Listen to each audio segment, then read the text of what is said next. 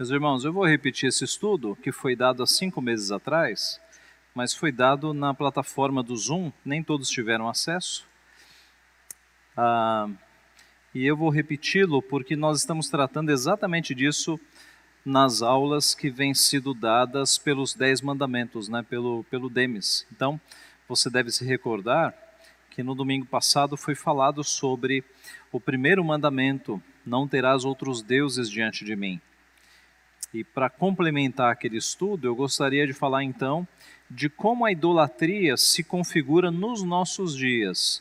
Quando a Bíblia fala em idolatria, via de regra, ela fala sobre ídolos daquela época, Baal, Moloque, Dagon, ídolos daquela época. Eu duvido que você tenha um amigo que sirva a Baal ou sirva a Moloque. Essa idolatria, ela ficou específica naquele período. Mas, certamente, você tem algum amigo que serve ao Deus dinheiro, ao Deus entretenimento. Então, eu gostaria de mostrar a idolatria bíblica configurando-se nos nossos dias. O que os reformadores chamaram, especificamente João Calvino chamou, de ídolos do coração. É um estudo repetido, alguns de vocês já o tiveram, outros não. Por isso eu achei oportuno trazer o tema para esta manhã. Vamos orar então pedindo a bênção de Deus. Pai Santo, te agradecemos por tua palavra que é tão rica, ó Pai, que traz tantos ensinos preciosos e necessários ao nosso coração. Pedimos que agora que estudaremos a idolatria, que o Senhor confronte o nosso coração naquilo que pode ser idolatria no nosso coração, Pai. Ajuda-nos a identificar os ídolos e removê-los e confiarmos apenas no Senhor. Ajuda para que essa aula seja de fato, ó Pai, um ensino da Tua Palavra, confrontando o nosso erro. É o que nós pedimos, te agradecemos, em nome de Jesus. Amém. Eu começo citando justamente Calvino, que escreveu o livro Institutas da Religião Cristã. Ele escreve no livro 1, a imaginação do homem é, por assim dizer, uma perpétua fábrica de ídolos. A nossa imaginação, ela fabrica ídolos. E eu começo também com esta frase. Complete esta frase. Eu ficaria realmente feliz e realizado ou realizada se... Nesta manhã, você ficaria realmente feliz e realizado se... O quê? Complete aí na sua mente. O que te faria feliz nesta manhã? Guarde aí. O que é um ídolo?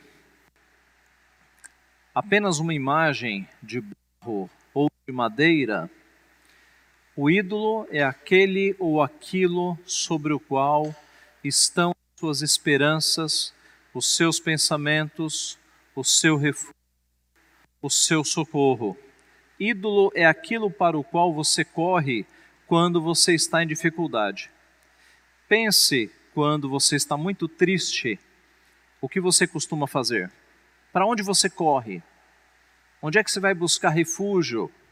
Quando você está muito nervoso, muito nervosa, muito angustiado, quando você está numa situação difícil, para onde é que você corre? Geralmente, para onde você corre é o teu ídolo. Geralmente. Tá? Se quando você está nessa situação difícil, você vai orar, então você está no local certo. Agora, se você vai fazer outras coisas, é porque muito provavelmente você está idolatrando algo na sua vida. Onde está o teu refúgio? E aqui eu confesso o meu pecado. Houve uma época na minha vida que o meu refúgio era o cinema. E eu já era crente. Mas o que acontecia? Solteiro, trabalhando num banco em alta pressão, quando a situação apertava, eu ia para o cinema. E o cinema é um ótimo refúgio, não é? É um ótimo refúgio enganoso, porque você fica ali diante de uma tela gigantesca, num mundo irreal, uma fuga da realidade. numa sala escura, e você simplesmente foge da realidade. Assim como um homem vai para o bar para beber uma pinga, uma água ardente, para esquecer dos problemas, o cinema cumpre essa função também. Você durante 1h30, 2 horas, você foge da realidade, esquece os seus problemas. Percebem o quão pecaminoso é isso? Percebe o quão errado é você fugir dos problemas correndo para algum lugar ou para alguma substância? É disso que estamos falando. E houve época na minha vida que eu era um idólatra. Toda semana eu ia no cinema, toda semana eu estava lá. E como foi que eu percebi? Eu percebi quando no meu trabalho eu comecei a associar as coisas. E aí eu passava por um nervoso muito grande e pensava, eu tenho que ir para o cinema. Opa, aí acendeu uma luzinha amarela. Eu estou buscando o meu refúgio no cinema, não estou buscando o meu refúgio em Deus. Observe como coisas simples podem se tornar o nosso ídolo, a nossa busca de refúgio. Onde é que o Filho de Deus deve buscar refúgio? Onde é que está o nosso refúgio? Para onde a gente deve correr quando o coração está assolado por dúvidas, por problemas, nervosos? De Deus, veja o que a palavra nos diz. Senhor Deus meu, em ti me refugio. Observe que os salmistas eram homens com problemas grandes, né? Hoje nós temos nossos problemas, mas os salmistas por vezes estão lidando com a morte, com a perseguição de inimigos à porta. No caso de Davi, com o próprio filho tentando tirar a sua vida. Antes disso, o rei de Israel tentando tirar a sua vida. Onde é que esse povo ia buscar refúgio? Não era bebendo bebida alcoólica, vinho, não era fugindo para outras coisas, para prostituição. Aqueles que eram de Deus buscavam refúgio em Deus. Senhor, em ti me refugio. O Senhor é também alto refúgio para o oprimido, refúgio nas horas de tribulação. Para onde o salmista corre? Para Deus. No Senhor me refugio. Como, pois, dizeis a minha alma, foge como pássaro para o teu monte? Como é, alma, que você tem coragem de dizer, foge, foge, foge para o monte? Às vezes a nossa alma nos diz isso, né? A nossa alma tem vontade de sumir, de correr, de fugir. A nossa alma ousa dizer, foge como pássaro, abandona tudo, vai embora, foge. Como, pois, ó alma, você tem coragem de dizer isso? Foge como pássaro para o teu monte. No Senhor me refugio. O Senhor é o meu refúgio. Deus é o nosso refúgio e fortaleza, socorro bem presente nas tribulações. Nós não estamos acostumados com a palavra fortaleza, porque graças a Deus vivemos tempos de paz. Mas no nosso Brasil, você tem algumas fortalezas, né? Existe até uma cidade chamada Fortaleza, por causa de uma fortaleza. O que era a fortaleza?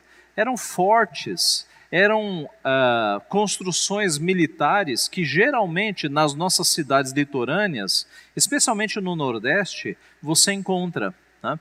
Então, no litoral, numa parte mais alta, uma construção sólida, com canhões virados para o mar. Porque numa tentativa de ataque pelo mar, em que navios inimigos se aproximavam, você tinha ali aquela fortaleza com canhões virados para o mar para atingir a embarcação antes que ela chegasse. E a fortaleza, geralmente, ela é construída com pedras maciças, né, de mais de 1 metro de largura. São de fato fortalezas. Nós não estamos muito acostumados com isso, mas o leitor bíblico, ele tinha total entendimento dessas coisas.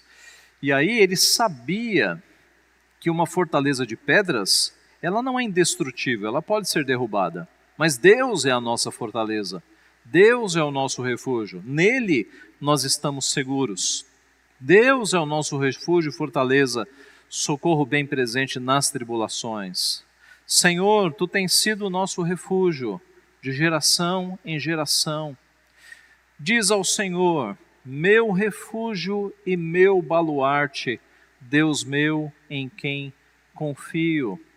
E Cristo, vinde a mim, todos os que estáis cansados e sobrecarregados, e eu vos aliviarei. Então, não vá ao cinema. Cristo diz, vinde a mim.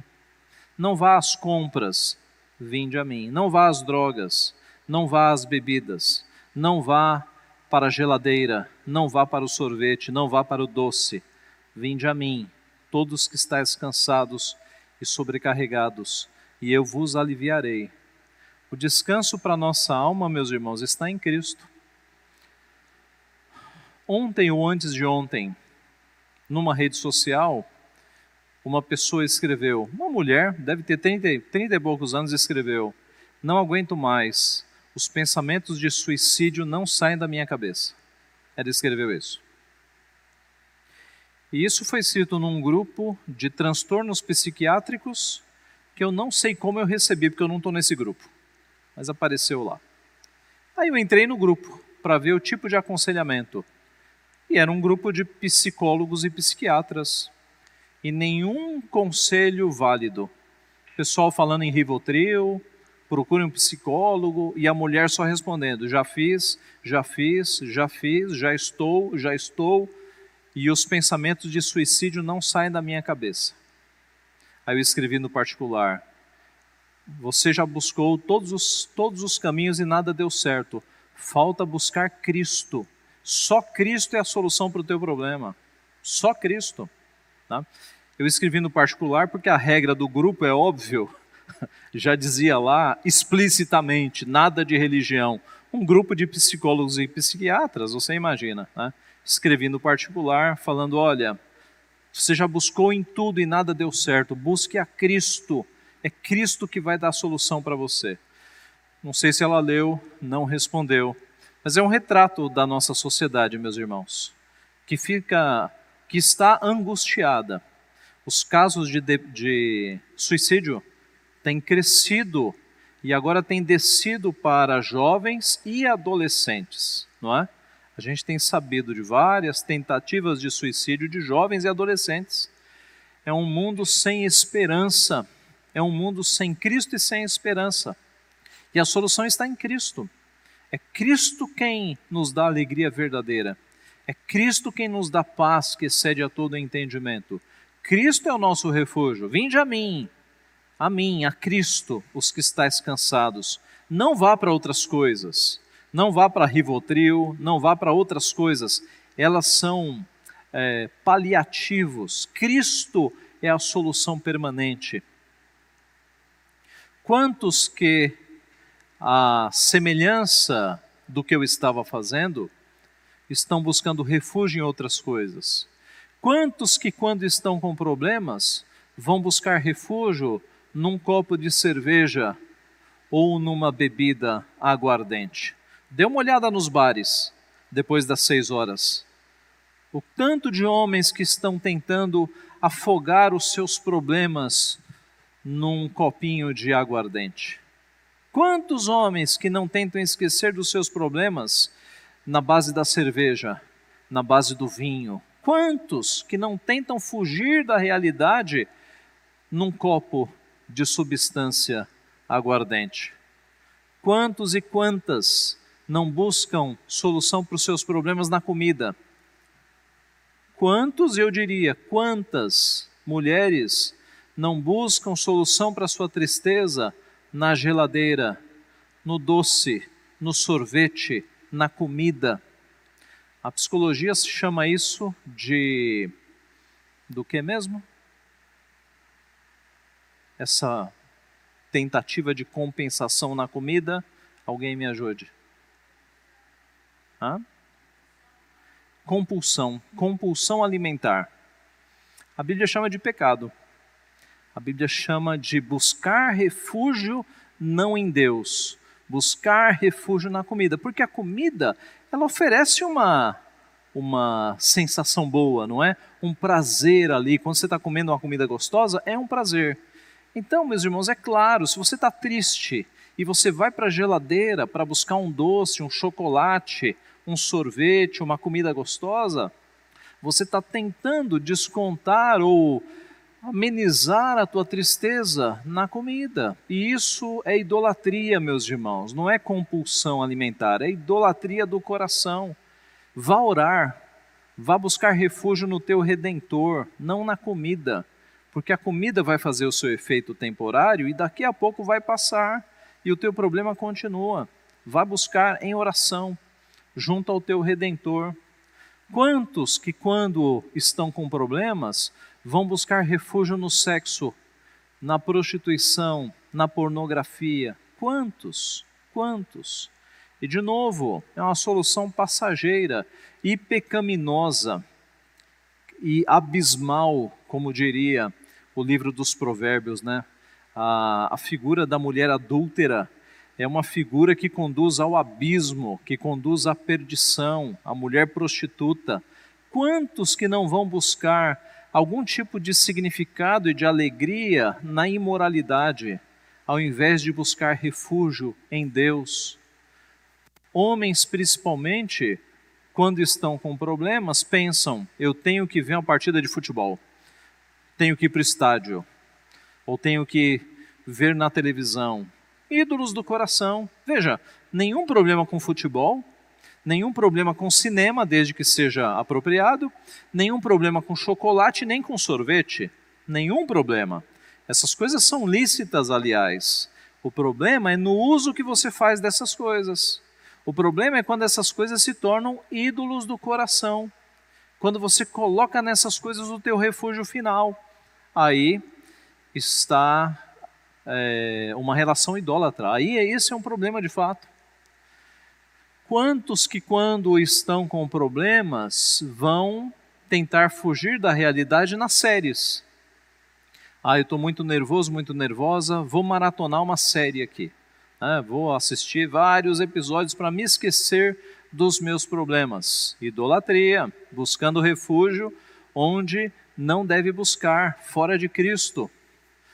E outros, chocolate, cigarro, drogas, violência, especialmente homens, tentam compensar o seu nervosismo em violência, descontar, juntando em um grupo, vamos sair para bater em alguém, para pegar alguém, comum. Compras, aliás, há psicólogos que dizem assim, especialmente para as mulheres, para o desespero dos maridos. Está nervosa? Vai no shopping, faz uma comprinha. Isso alivia o teu coração. Buscar refúgio em compras. Deve-se buscar refúgio em Cristo. Música. A cena clássica do adolescente entrando no quarto, batendo a porta e colocando a música no maior volume. Já viram isso? Buscar refúgio na música. Velocidade, homens especialmente, Homens, quando ficam muito nervosos, saem de casa, pegam o carro e vão correr. Porque a velocidade produz uma certa adrenalina, que é um subterfúgio para conseguir alguma emoção que o tire dos problemas. Parecido com alguém que vai buscar drogas. Mesma coisa, meus irmãos. Buscando refúgio em coisas que não são Cristo, em coisas que não são Deus. E a lista seria grande. Voltando ao pastor João Calvino, a imaginação do homem, por assim dizer, é uma perpétua fábrica de ídolos. Nós usamos coisas boas que Deus nos deu e as elevamos à categoria do nosso refúgio final. Isso é idolatria, isso deveria ser quebrado. Cristo deve ser o nosso refúgio final. Mas quando é que um simples desejo se torna um ídolo? Comer chocolate é bom, não há pecado nenhum. Mas quando é que o chocolate se torna um ídolo? Quando é que o futebol, a série, o cinema se torna um ídolo? Como é que ocorre este processo? Vamos para a história de Raquel, Gênesis 29, 31. Até 30, 26, acompanhe comigo. Vendo o Senhor que Lia era desprezada, fê-la fecunda, ao passo que Raquel era estéril. Concebeu, pois, Lia e deu à luz um filho, a quem chamou Ruben, pois disse: o Senhor atendeu a minha aflição, por isso agora me amará meu marido. Concebeu outra vez e deu à luz um filho, e disse: soube o Senhor que era preterida, e me deu mais este, chamou-lhe, pois, Simeão. Outra vez concebeu Lia e deu à luz um filho e disse, agora desta vez se unirá mais a mim, meu marido, porque lhe dei à luz 3 filhos. Por isso lhe chamou Levi. De novo concebeu e deu à luz um filho. Então disse, esta vez louvarei o Senhor, e por isso lhe chamou Judá, e cessou de dar à luz. Vendo Raquel que não dava filhos a Jacó, teve ciúmes de sua irmã e disse a Jacó, dá-me filhos, senão morrerei. Então Jacó se irou contra Raquel e disse, acaso estou eu em lugar de Deus, que ao teu ventre impediu frutificar? Respondeu ela, eis aqui Bila, minha serva, coabita com ela, para que dê à luz e eu traga filhos ao meu colo por meio dela. Assim lhe deu Bila, sua serva, por mulher, e Jacó a possuiu. Bila concebeu e deu à luz um filho a Jacó. Então disse Raquel, Deus me julgou e também me ouviu a voz, e me deu um filho, portanto lhe chamou Dan. Concebeu outra vez Bila, serva de Raquel, e deu à luz o segundo filho a Jacó. Disse Raquel, com grandes lutas tenho competido com minha irmã, e logrei prevalecer. Chamou-lhe, pois, Naftali. Vendo Lia que ela mesma cessara de conceber, tomou também a Zilpa, sua serva, e deu a Jacó por mulher. Zilpa, serva de Lia, deu a Jacó um filho. Disse Lia, afortunada, e lhe chamou Gade. Depois Zilpa, serva de Lia, deu o segundo filho a Jacó. Então disse Lia, é a minha felicidade, porque as filhas me terão por venturosa, e lhe chamou Asser. Foi Ruben nos dias da ceifa de trigo, e achou mandrágoras no campo, e trouxe-as a Lia, sua mãe. Então disse Raquel a Lia, dá-me das mandrágoras de teu filho. Respondeu ela, achas pouco me teres levado o marido? Tomarás também as mandrágoras de meu filho? Disse Raquel, ele te possuirá esta noite a troco das mandrágoras de teu filho. À tarde, vindo Jacó do campo, saiu-lhe ao encontro, Lia e lhe disse, esta noite me possuirás, pois eu te aluguei pelas mandrágoras de meu filho. E Jacó naquela noite coabitou com ela. Ouviu Deus a Lia, ela concebeu e deu à luz o 5º filho. Então disse Lia, Deus me recompensou, porque dei a minha serva meu marido e chamou-lhe Issacar. E Lia, tendo concebido outra vez, deu a Jacó o 6º filho. E disse, Deus me concebeu excelente dote, desta vez permanecerá comigo meu marido, porque lhe dei 6 filhos e lhe chamou Zebulon. Depois disso deu à luz uma filha e lhe chamou Diná. Lembrou-se Deus de Raquel, ouviu-a e a fez fecunda. Ela concebeu e deu à luz um filho e disse, Deus me tirou o meu vexame. E lhe chamou José, dizendo, dê-me o Senhor ainda outro filho. Tendo Raquel dado à luz a José, disse Jacó a Labão, permite-me que eu volte ao meu lugar e à minha terra. Dá-me meus filhos e as mulheres pelas quais eu te servi e partirei, pois tu sabes quanto e de que maneira te servi. Muito bem. Os irmãos viram a bagunça que foi isso aqui, né? Porque Raquel era estéril, Lia, tudo começou errado já no casamento, né? Porque Labão enganou Jacó. Jacó era o enganador. Enganou seu pai, enganou seu irmão, e aí Deus pagou na mesma moeda. Deus fez Jacó sofrer, colocando um sogro enganador na sua vida, para que ele fosse tratado com o mesmo pecado pelo qual ele feriu a Deus. E Labão o enganou na noite de núpcias, ele colocou a filha mais velha, tudo escuro. No dia seguinte que Jacó descobriu, trabalhou mais 7 anos por causa da outra filha, não podia abandonar a primeira, ficou com as duas. E as duas competiam, é óbvio. Deus fez um homem para uma mulher. Quando ocorre alguma configuração diferente, vai dar problema, não tenha dúvida, tá? Então foi o que aconteceu, elas ficaram competindo, usando filhos para competir. Lia começou a dar luz. Ah, meu marido vai me amar mais. Segundo filho, agora... Terceiro filho, agora conquistei, vai me amar. E usando os filhos. Enquanto isso, Raquel, estéril, chegou a este ponto, dá-me filho, senão morrerei. Olha a idolatria aqui. O ídolo de Raquel, a coisa mais importante na vida de Raquel era maternidade. Se eu não for mãe, melhor me é morrer. Olha a idolatria. E, bom, paremos por aqui, a gente vai avançar nessa história. Quando é que um desejo vira ídolo, então? Quando ele passa a ser a coisa mais importante da vida. No caso aqui de Raquel, a maternidade. Para Raquel, a coisa mais importante da sua vida era a maternidade. Dá-me filho, senão eu morrerei. Para você, qual é a coisa mais importante da sua vida? A sua saúde, a sua esposa, o seu marido, seus filhos, seus amigos, sua carreira? Qual é a coisa mais importante da sua vida? Para muitos é a saúde, né? Está cheio de gente que diz assim, olha, tendo saúde, o resto vem. Alguma coisa assim, não é? Para muitos, o marido é a coisa mais importante da vida. Não consegue nem pensar na chance do marido morrer. Para muitos, a esposa é a coisa mais importante, né? E não é à toa que alguns maridos vivem muito pouco depois que a esposa morre. Já repararam? As mulheres são mais resistentes, né? As mulheres, quando morre o marido, elas levantam a cabeça e seguem. Os homens, dificilmente. Tem, né? Aqui na igreja nós temos, inclusive. Mas, geralmente, para alguns homens, quando morre a esposa, o marido morre na sequência. Tá? Para muitos, filhos. Filho é a coisa mais importante da vida. E para alguns, quando morre um filho, acaba a vida. Tá? Eu assisti com Vivian há uns tempos atrás, há uns anos atrás, um documentário na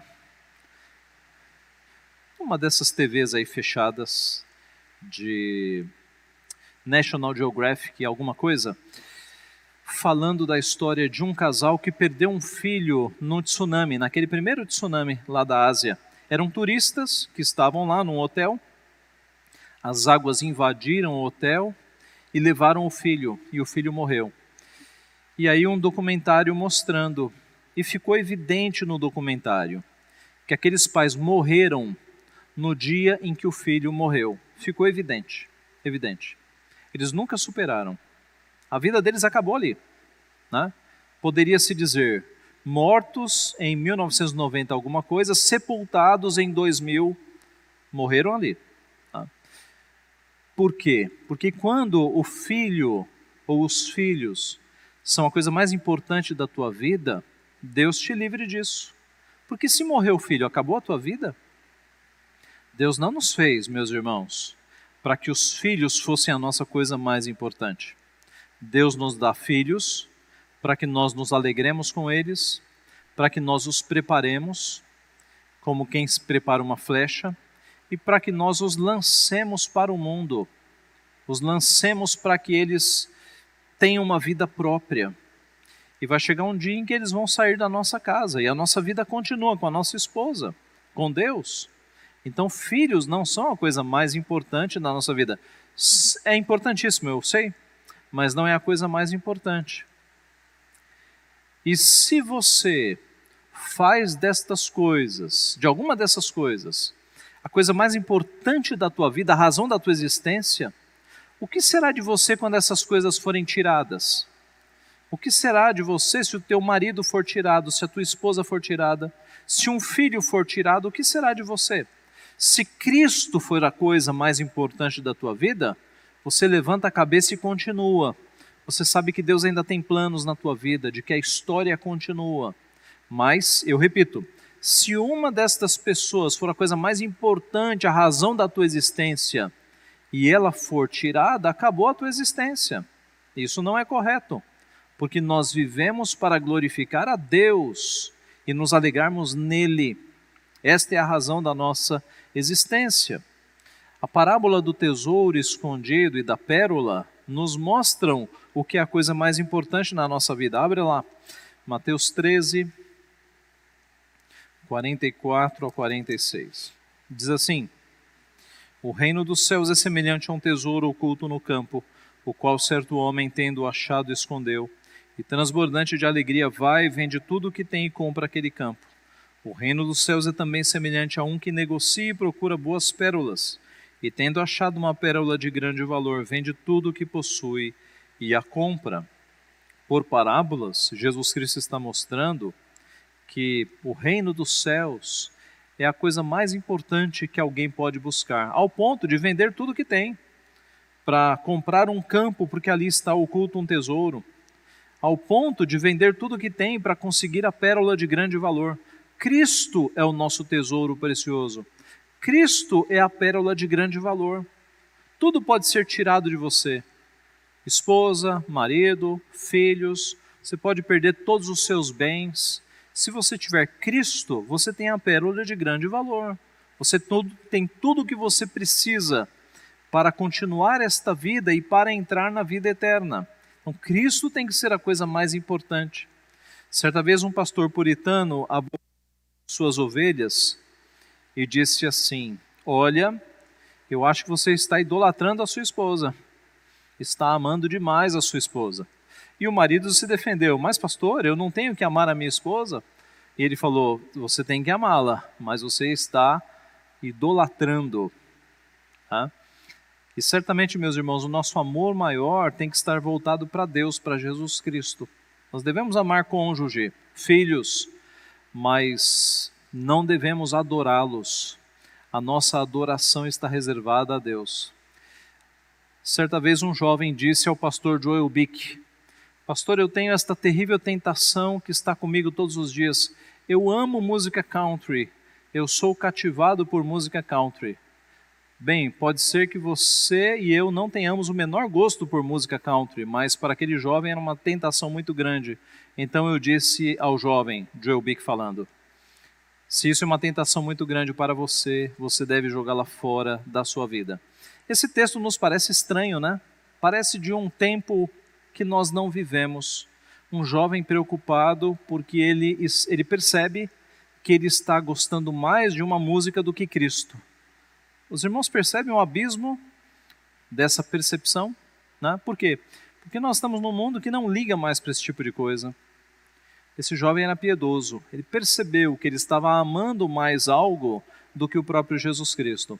Nós deveríamos ter a mesma sensibilidade para com o pecado.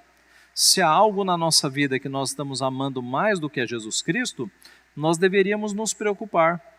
Mesmo que seja uma música, mesmo que seja uma série, mesmo que seja um esporte, nós não podemos amar essas coisas mais do que a Jesus Cristo, porque essas coisas são passageiras, essas coisas são deste mundo, e Cristo é o nosso amor maior, Ele é um amor perene. Nosso amor maior deve ser de Cristo. Esse versículo é muito impactante. Quem ama seu pai ou sua mãe mais do que a mim, não é digno de mim. Quem ama seu filho ou sua filha mais do que a mim, não é digno de mim. Então, no final das contas, nós devemos amar a Cristo mais do que os nossos familiares, porque Cristo morreu para nos salvar. E os familiares, nós os perderemos. Haverá um momento em que você vai perder marido, vai perder esposa, Deus te livre de perder um filho, mas essas coisas são possibilidades. O que você não pode perder é Cristo, porque Ele é o Salvador da tua alma. Ali está a tua salvação, Ele morreu por você. Você sabe o que acontece se o seu amor está em algo que não é Cristo? Quando este algo acabar, a sua vida acaba junto. Isso é o que acontece com muitos homens que na aposentadoria entram em depressão. O homem nunca teve depressão, aposentou-se, ganhou uma depressão. O que aconteceu? É porque para muitos homens a satisfação da sua vida está no trabalho. Já falamos sobre isso aqui, né? Quando perguntam para você, você é o quê? Você responde o quê? Geralmente com a profissão, né? Você deveria responder assim: eu sou discípulo de Jesus Cristo, sou filho de Deus. Isso está antes da tua profissão, tá? Mas num mundo materialista, consumista, já se pressupõe que a resposta vai vir à profissão. E para muitos homens a vida se resume na profissão.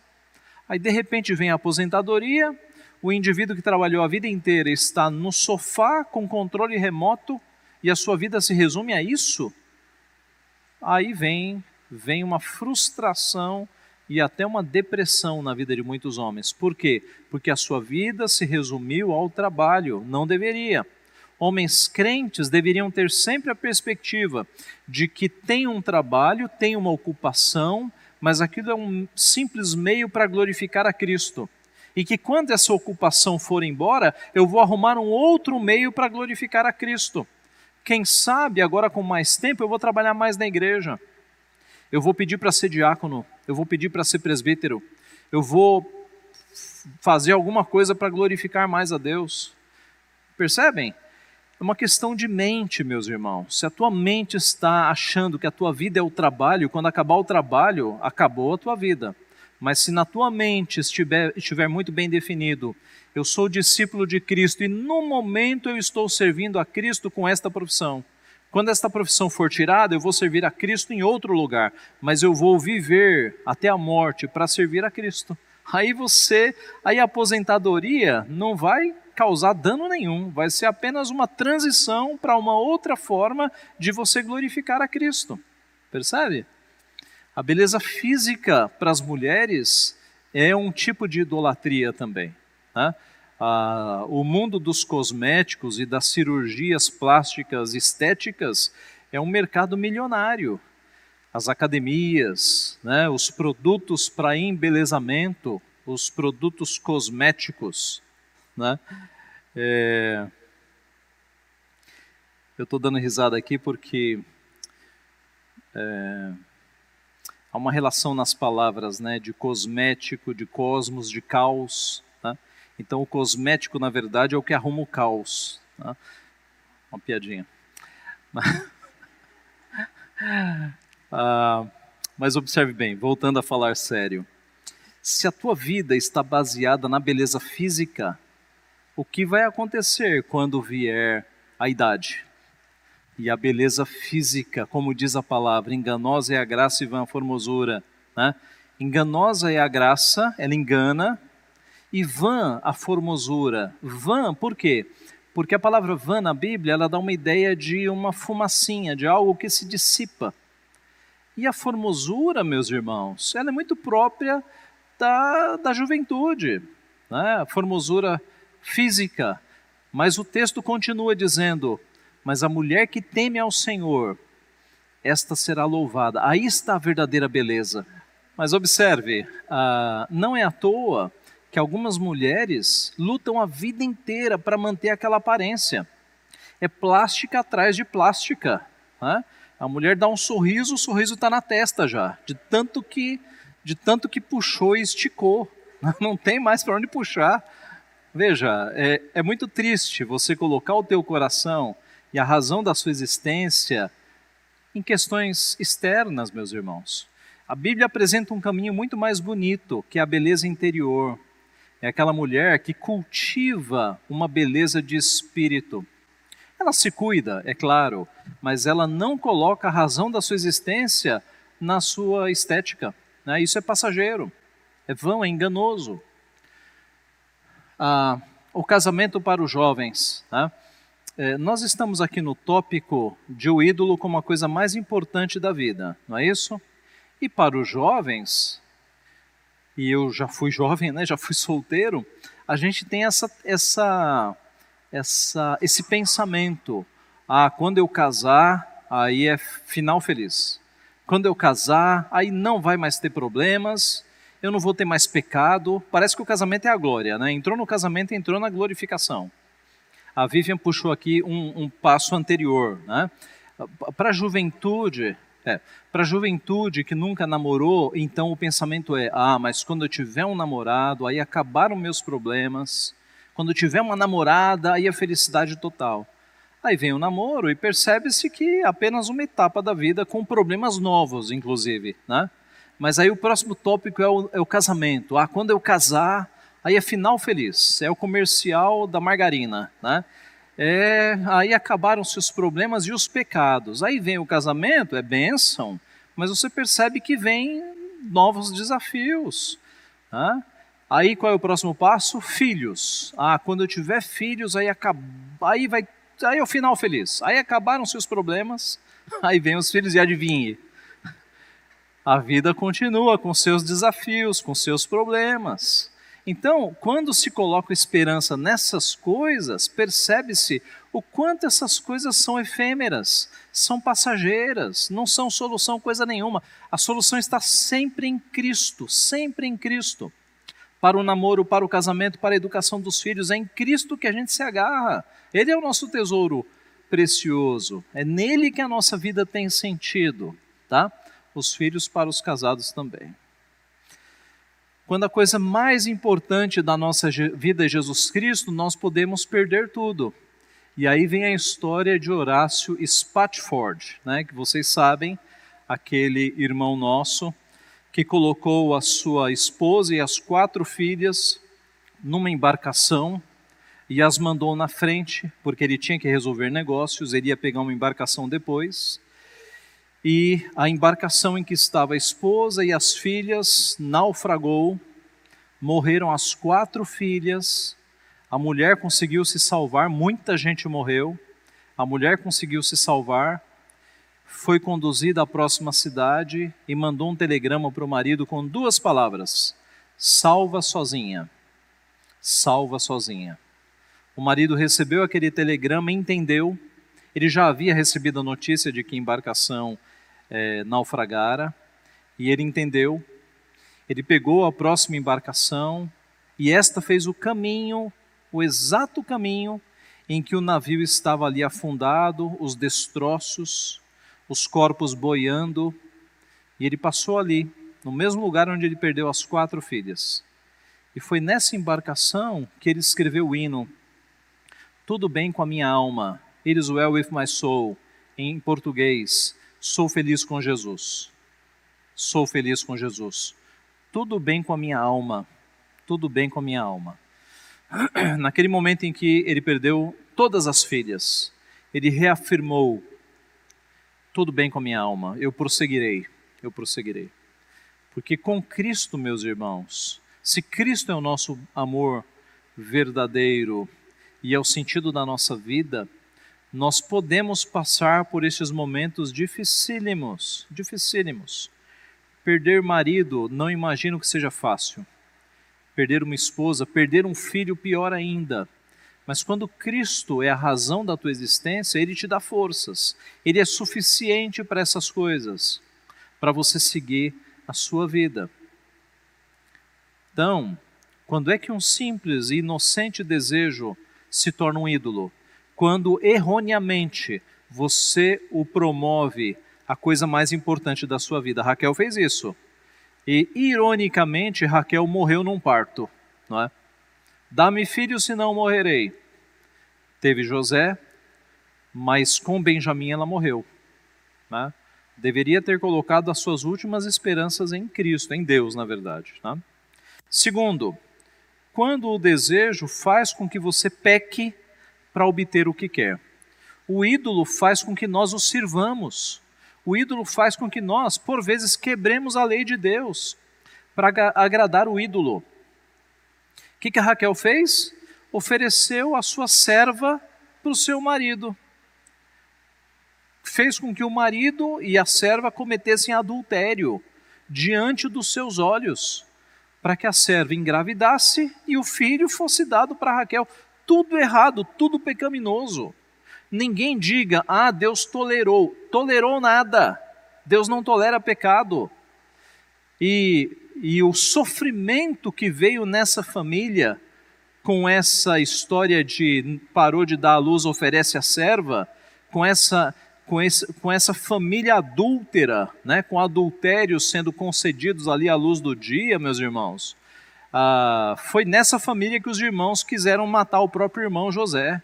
Foi nessa família que eles venderam o irmão como escravo, sabe? Essa família estava toda errada. Deus a restaurou lá na frente, né? Mas a família começou toda errada. Então, quando a idolatria é forte, ela faz com que você peque para satisfazer o ídolo. Foi o que Raquel fez. O ídolo da maternidade era tão grande que ela esqueceu a lei de Deus e falou: marido, coabita com ela aqui, então, para que o ídolo seja satisfeito. Quando o desejo passa a ser ídolo, você perde o controle sobre ele e passa a ser controlado. A compulsão por compras fica gigante. O impulso por comida ou por algum doce fica quase incontrolável. Não é assim, meus irmãos? Como é que se combate isso? Oração. Mude o refúgio. Busque refúgio em Cristo. Quando essa vontade gigantesca vier, vá orar. Fala: Senhor, Tu és o meu refúgio, me alivia, me acalma. tá? Então, a vontade de consumir álcool ou de fumar um cigarro ficam irresistíveis, né? Quem já foi fumante aí deve saber a luta que é largar um cigarro e como o cigarro é um refúgio, né? Aquela cena clássica da pessoa ficando nervosa e acendendo um cigarro, não é assim? Então, quando você abandona esses ídolos e você confia em Cristo, aí sim você percebe que é em Cristo que nós temos a satisfação, o refúgio da nossa alma. Isso vai ocorrer com qualquer dos ídolos, ele passa a dominar a sua vida. Certa vez Jesus Cristo mostrou isso usando um ídolo que era daquela época e que é dos nossos dias. Ninguém pode servir a dois senhores, porque ou há de aborrecer-se de um e amar ao outro, ou se devotará a um e desprezará o outro. Não podeis servir a Deus e às riquezas, né? Riqueza, a palavra aqui é mamon, era o deus imaginário Mamon, que era o deus da época e é o deus da nossa época também. As pessoas vendem a mãe por R$1 milhão, por menos, né? Então o dinheiro hoje é um ídolo de muitos corações. E você não pode servir a Deus e ao dinheiro. Você tem que servir a Deus e usar o dinheiro como um instrumento para glorificar a Deus, abençoando pessoas, ajudando e usando bem, né, a questão da mordomia. E por fim, então nós vimos que o desejo ele passa a ser um ídolo, primeiro, quando ele é a coisa mais importante da sua vida, quando ele faz com que você peque para obtê-lo, e por fim, quando na sua cabeça é a solução de todos os seus problemas. Aqui no texto que nós lemos, lá em Gênesis 30, verso 8, disse assim: Disse Raquel, com grandes lutas tenho competido com minha irmã, e logrei prevalecer. Chamou-lhe, pois, Naftali. Era uma competição, né? Era ídolo para todo lado. E lhe chamou José, dizendo, dê-me o Senhor ainda outro filho. Então, para Raquel, a solução dos seus problemas estava no filho, né? Nos filhos, não tenha dúvida. E aqui eu vou concluir voltando à pergunta do começo. Como é que você respondeu lá no começo? Eu ficaria realmente feliz e realizado se... O que você respondeu aí na tua mente? Olha, cuidado, porque se você respondeu assim, nesta manhã eu ficaria realmente feliz se eu tivesse a casa própria, se eu saísse do aluguel, se eu tivesse um outro emprego, se eu tivesse uma carreira, se eu tivesse um namorado, se eu tivesse uma namorada. Se você respondeu coisas assim, talvez este seja o teu ídolo. Agora, se você respondeu assim, eu ficaria realmente feliz se meu filho voltasse para a igreja, se meu marido ou minha esposa fossem crentes. Se você respondeu coisas ligadas ao reino, aí você está no caminho certo. Coisas ligadas ao reino, coisas ligadas à salvação, a Jesus Cristo, né? Então, muito cuidado, nosso coração é enganoso, irmãos. Nosso coração fabrica ídolos mesmo. A gente tem que sempre examiná-lo e repreendê-lo quando ele está puxando a nossa emoção, a nossa afeição para as coisas que não são do Senhor, porque ele tem essa tendência, de fato. O povo de Deus foi exortado por Deus a Bíblia inteira, especialmente o Antigo Testamento, quanto ao perigo da idolatria, porque Deus sabe que o nosso coração tem essa tendência. Então, se você completou a frase com relacionamento, com desejo financeiro, com desejo relacionado à carreira ou estudos, muito cuidado, porque onde está o teu tesouro, aí estará também o teu coração. Se você tem nessas coisas o teu tesouro, é lá que o teu coração está. E o teu coração tem que estar em Cristo em primeiro lugar. É buscar em primeiro lugar o reino de Deus e a sua justiça, e as demais coisas vos serão acrescentadas. Elas vão orbitar ao redor do que é mais importante, que é Cristo. Melhor é buscar refúgio no Senhor do que confiar no homem. Que Deus nos ajude a amar a Cristo sobre todas as coisas e buscar nele e só nele o refúgio em nossos momentos difíceis. Então, naquele momento que você está mal, não busque essas coisas, vá orar, vá buscar refúgio em Cristo. Entra no teu quarto, fecha a porta, dobra os joelhos e, como fez Ana, derrame a sua alma perante o Senhor. Ana também era estéril, né? Ana também tinha uma um profundo desejo de dar à luz, mas ela foi buscar refúgio no lugar correto. Ela derramou a sua alma perante o Senhor. E diz o texto, Ana foi-se, comeu, e o seu coração e o seu semblante já não era mais triste, porque ela encontrou refúgio em Deus. É lá que a gente deve buscar refúgio, não em outras coisas. Que Deus assim nos abençoe. Amém. Vamos orar? Pai Santo, nós pedimos perdão por tantas vezes que fomos buscar refúgio, não no Senhor, mas em entretenimento, em relacionamentos, em coisas que são passageiras, ó Pai. Nós pedimos perdão em tantas vezes que praticamos, mesmo sem saber, algum tipo de idolatria. Pedimos perdão e pedimos que o Senhor nos ajude a buscarmos sempre refúgio no Senhor, que nos nossos momentos difíceis nós busquemos o Senhor, porque é o Senhor que é o nosso Deus, é o nosso refúgio, a nossa fortaleza, é o nosso socorro sempre presente nas tribulações. Ajuda-nos a depender do Senhor, a confiar no Senhor e a termos esta prática de lançarmos sobre o Senhor toda a nossa ansiedade, a irmos ao Senhor, que é a fonte do nosso ser, que é aquele que de fato nos alivia, é aquele que de fato tira o peso das nossas costas e leva sobre si. Abençoa-nos, dá-nos esta confiança, muda o nosso comportamento, dá-nos este comportamento automático, Pai, de nos momentos difíceis buscarmos sempre o Senhor. Ajuda-nos a fugirmos destas demais idolatrias relacionadas a tudo que foi falado aqui, ó Pai. Tem misericórdia de nós, ajuda-nos a buscar refúgio sempre no Senhor, pois o Senhor é quem nos alivia, Pai. Nós oramos em nome de Cristo Jesus. Amém.